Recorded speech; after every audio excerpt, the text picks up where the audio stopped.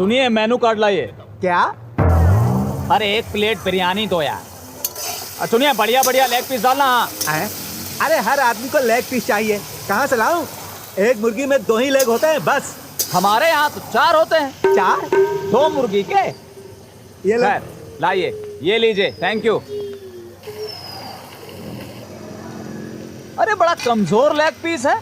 इस मुर्गी को पोलियो हो गया था क्या? अरे 5 रुपए में क्या हाथी का लेग पीस मिलेगा? चुपचाप खा ले। अच्छा ठीक है, ज्यादा ताव मत खाओ यार। पंखा चलाओ, बहुत गर्मी लगी है। क्या हुआ भाई? दरअसल हम जब भी हिचकी ले रहे हैं, अच्छा, कौवे का आवाज आ रहा है भाई। क्या खाए थे? दरअसल हम 5 रुपए वाला चिकन बिरयानी खाए थे। 5 रुपए वाला चिकन बिरयानी? भैया वो कौवा बिरयानी है। अब खाइएगा कौवा बिरयानी तो मोहम्मद रफी जैसा आवाज थोड़ा ही आएगा। कौवा बिरयानी?